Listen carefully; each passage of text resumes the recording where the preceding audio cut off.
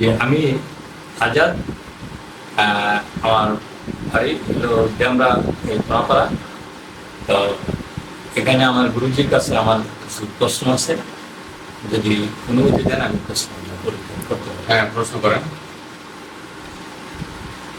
সৃষ্টি না, ধর্মগ্রন্থ। হ্যাঁ, ধর্মের ব্যাপারে আপনি আপনার মতামতটা আমি জানতে চাইতেছি যে ধর্মের অ্যাকচুয়ালি জিনিসটা কি, ধর্ম পালনের ক্ষেত্রে আপনার আপনার দৃষ্টিভঙ্গি কি, সেই ব্যাপারটা একটু যদি জানার জন্য যদি জানান তাহলে খুশি হব। আচ্ছা, আমাদের আজাদ আমরা স্থায়ী মানুষ, তার জানার আগ্রহ হলো ধর্ম কি, ধর্ম কাকে বলে, আর ধর্মের সঙ্গে কর্মের সম্পর্ক কি, অর্থাৎ ধর্ম কর্ম কি বিষয়টাই জানতে চাচ্ছি। আমি সংক্ষিপ্তভাবে বলার চেষ্টা করছি। আমি প্রথমে ধর্ম নিয়ে কথা বলব।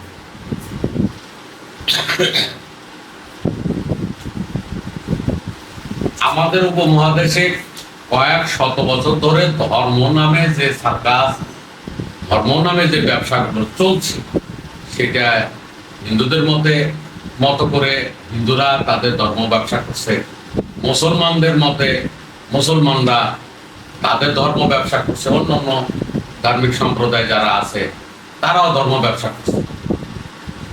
এই জায়গায় কয়েকশো বছর ধরে মানুষ আস্তে আস্তে আস্তে আস্তে ধর্মের দিকে ঢুকে পড়ার চেয়ে ধর্ম বিদ্বেষী হচ্ছে। কারণ একটাই, ধর্মটাই তারা জানে। আমি সংক্ষিপ্তভাবে ধর্ম কি, কাকে বলে, কত প্রকার, এই বিষয়গুলো জানাতে আসলে প্রথমে একটা বিষয়কে কমপ্লিট জানার জন্য 4টা প্রশ্ন করতে হয়। ইংলিশে বলে ক্লাসিফিকেশন, ডেফিনেশন, ক্লাসিফিকেশন, প্রেজেন্টিটি এন্ড প্রেসক্রিপশন। আর আরবিতে বলে তারিফ, সবব, আলামত, এলাস। আর বাংলায় বলে সংজ্ঞা, প্রকারভেদ, অবস্থান, অবস্থিতি এবং অর্জন বর্জনের উপায়। আমরা আজকে ধর্ম শব্দটা নিচ্ছি, এখন বলবো ধর্ম কার। উত্তর হলো কোনো কিছুর বৈশিষ্ট্যকে ধর্ম, সকল কিছুর বৈশিষ্ট্যকে ধর্ম বলে। পদার্থ বিজ্ঞানের বস্তুর বৈশিষ্ট্যকে ধর্ম। যেহেতু তোমরা বিজ্ঞানের ছাত্র, হ্যাঁ, সহজে ফর এক্সাম্পল, আগুনের ধর্ম পোড়ানো, বাতাসের ধর্ম উড়ানো, চুম্বকের ধর্ম আকর্ষণ করা, পানির ধর্ম নিম্নগামিতা, কানের ধর্ম শ্রবণ করা, চোখের ধর্ম দর্শন করা, নাকের ধর্ম ঘ্রাণ নেওয়া, শ্বাস নেওয়া। ঠিক এইভাবে আমাদের দেহের যতগুলো প্রত্যঙ্গ আছে তাদের বৈশিষ্ট্য। ধর্ম বলতে গেলে ধর্ম বিশ্বে ধার্মিকরা যেগুলো বাণিজ্য করছে, যেগুলো ব্যবসা করছে, ওরা মনে করে ধর্ম বলতে গেলে তাদের নির্মিত মতবাদ। মতবাদ আর ধর্ম মতবাদ চিরদিনের চির আপেক্ষিক, এই আছে এই নাই, 200 বছর আছে, 500 বছর নাই। গণতন্ত্র মতবাদ, ইসলামী মতবাদ, হিন্দু মতবাদ, সমাজতন্ত্র মতবাদ, কোনোটা ধার্মিকরা প্রচার করে, কোনোটা রাজনীতিবিদরা প্রচার করে। কেউ এটা লালন করে, কেউ এটা লালন। মতবাদ আসবে যাবে, মতবাদ তৈরি হবে, মতবাদ ধ্বংস। কিন্তু ধর্ম বিধাতার সৃষ্টি। বিধাতা বলতে গেলে বিভিন্ন অ্যাঙ্গেলে, বিভিন্ন ডাইমেনশনে বিধাতা। প্রকৃতিবাদীদের মতে প্রকৃতি হলো বিধাতা, সাম্প্রদায়িকদের মতে ওরা একটা বিধাতা নতুন করে বানিয়ে নিয়েছে, হিন্দুরা একরকম করে ব্রহ্মা বানাইছে, মুসলমানরা একরকম করে তাদের আল্লাহ বানিয়ে নিয়ে, কেউ 7 আকাশের উপরে, কেউ আরশে, কেউ স্বর্গে। হিন্দুরা স্বর্গে রাখছে ব্রহ্মারে, মুসলমানরা তাদের মতো করে তাদের আল্লাহ নতুন নতুন ক্যারেক্টার তৈরি করে বহু করে রাখছে। ওগুলো তাদের নির্মিত ঈশ্বর। মনের রং তুলিতে, মনের মাধুরীতে তারা ঈশ্বরের চরিত্রগুলো তৈরি করছে। আর বিজ্ঞানীরা বলে যে না, ঈশ্বর হলো শক্তি, শক্তি রূপান্তর হচ্ছে, শক্তি পদার্থ হচ্ছে, শক্তি উদ্ভিদ হচ্ছে, শক্তি প্রাণী হচ্ছে। আবার যখন এগুলো ডিস্ট্রয় হচ্ছে, রিজলভ হচ্ছে, এক্সপায়ার হচ্ছে, আবার পদার্থ হচ্ছে, পদার্থ আবার শক্তিতে রূপান্তর হচ্ছে, শক্তি থেকে পদার্থ, পদার্থ থেকে শক্তি। এই চিরদিনের চির সার্কেল, বস্তুর অবিনিশ্চিতাবাদ সূত্র অনুযায়ী পদার্থের সৃষ্টি ও ধ্বংস নাই, শুধু রূপান্তর আছে মাত্র। তারা এই বিশ্বাসে বিশ্বাসী। আর দার্শনিকরা সৃষ্টিকর্তা বলতে গেলে মনে করে যে জ্ঞান দ্বারাই সবকিছু সৃষ্টি হয়, জ্ঞানের উপরে আর কোনো সৃষ্টিকর্তা না। এটা দার্শনিক অ্যাঙ্গেল থেকে, ফিলোসফিক্যাল অ্যাঙ্গেল থেকে। তাহলে বিভিন্ন ডাইমেনশনে সৃষ্টিকর্তার বিভিন্ন সংজ্ঞা হবে। আর এইগুলো হলো তাদের ধর্ম ব্যবসা করা। মূল ধর্মটা হলো বিধাতা যেই বস্তুর ভিতরে যেই বৈশিষ্ট্য দান করেছে ওইটাই ধর্ম। ধর্ম আদি অনন্ত, ধর্মের কোনো পরিবর্তন সংযোজন বিয়োজন করার ক্ষমতা মানুষের হাতে নেই, আছে আংশিক মাত্র। যেমন কোন চুম্বকের পাওয়ার বাড়ানো, কোন চুম্বকের পাওয়ার কমানো। তো আগুনের কার্যক্ষমতা কমাবো বাড়াবো এই পাওয়ার মানুষের হাতে নেই। তো চুম্বকের আকর্ষণ বলটা কমানো বাড়ানো সামান্য ক্ষমতা মানুষের হাতে আছে। তাহলে আমরা বুঝলাম যে এরা এই উপমহাদেশে কয়েক হাজার বছর ধরে ধর্ম নামে যা প্রচার করছে ওটাই মতবাদ। ধর্ম নয়, মতবাদ। আর মতবাদ আপেক্ষিক, ধর্ম চিরন্তন, ধর্মের পরিবর্তন হয় না। ধর্মকে কেউ কলুষিত নষ্ট করতে পারে না।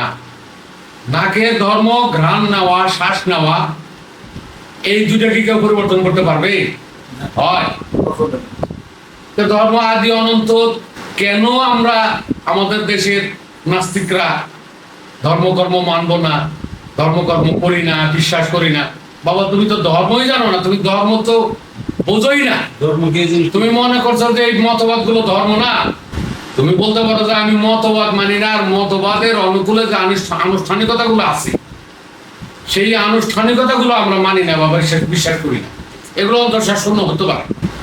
হিন্দুরা একটা মূর্তি নিজে হাতে তৈরি করে, মণ্ডপে নেয়, স্থাপনের পরে মন্ত্র পড়ে প্রাণ প্রতিষ্ঠা করে, লগ্ন শেষে ভোগ আরতি দেয়, পুজো দেয়, লগ্ন শেষে আবার বিসর্জন দেয়। মুসলমানেরা করে কি, একজন ইমামকে সামনে রাখে, এটাও মাটির মূর্তি, এটাও মাটির মূর্তি, ওর ভিতরে প্রাণ নাই, এর ভিতরে প্রাণ আছে। আর ওইটাকে আমরা ঈশ্বর তৈরি করলাম, দেবতা তৈরি করলাম, আবার বিসর্জন দিলাম, শেষ। আর আমরা মুসলমানের প্রক্রিয়ায় যেটা করি, ইমাম একবার নিয়োগ করলে তাকে আর বাদ দিতে পারি না, বাদ দেই যায়। অথচ রাগ, হিংসা, অহংকার, লোভ, আরো যেটা ব্লগার নাস্তিকরা প্রচার করে ওগুলো আমি নাই বললাম, সব এই মানুষটার ভিতরে আছে। অথচ মাটির মূর্তিটার ভিতরে কিছু ছিল। তাকে আমি নিজে হাতে তৈরি করছি, নিজে হাতে পুজো দিচ্ছি, নিজে হাতে বিসর্জন দিচ্ছি। আর আমরা যে মাটির মূর্তিটার সামনে রেখে এই সলাতের মতো এখানে নামাজের সার্কাস নামে যাকে আমরা সামনে রাখতেছি, এটাও মাটির মূর্তি, এটাও মাটির দ্বারা তৈরি, এটাও মাটির দ্বারা তৈরি। এর ভিতরে প্রাণ আছে তাই জীবন্ত, ওর ভিতরে প্রাণ নাই। তারপরেও ঠাকুররা মন্ত্র বলে, মন্ত্র পড়ে প্রাণ প্রতিষ্ঠা করে, প্রতিটি প্রাণ প্রতিষ্ঠা করে। জড় বস্তুতে ওরা পূজা দেয় না, কিন্তু ওই মূর্তিটা ওই যে জায়গায় বানানো হয় সেখান থেকে নিয়ে যখন মণ্ডপে বসানো হয়, তখন ঠাকুররা বিভিন্ন মন্ত্র পড়ে তপ করে প্রাণ প্রতিষ্ঠা করে। তখন এটা জীবন্ত, ওরা মনে করে যখন আমাদের দেবতা জীবন্ত হয়েছে, তখন ওরা পুজো দিয়ে লগ্ন শেষে বিসর্জন দেয়। আর আমরা যে মূর্তিটা সামনে রাখি তার ভিতরে অনেক অপকর্ম, দুর্নীতি বা অনেকগুলো খারাপ জিনিস আছে, রাগ, হিংসা, অহংকার আছে। তা সত্ত্বেও আমরা তার পিছেই একটা করি, এখনো করতেছি। 30 বছর ইমামতি করার পরও ডিসপ্লেস হয়েছে, বহু ইমাম আছে, কিন্তু 20 বছর ইমামতি করার পরও তার চরিত্র ডিসপ্লেস হয়েছে, আছে তো সমাজে। বছর লাগে না, কিন্তু ওই মাটির মূর্তিটা তো এতদিন, মাটির মূর্তিদের মধ্যে তো চরিত্রের ডিসপ্লেস ঘটে নাই। এটা ভালো না ওইটা ভালো আমি বলছি না, আমি আয়নার মতো রিভিউ করতেছি। বাকিটা যারা শ্রোতা, যারা দর্শক, তারা বিচার করবে।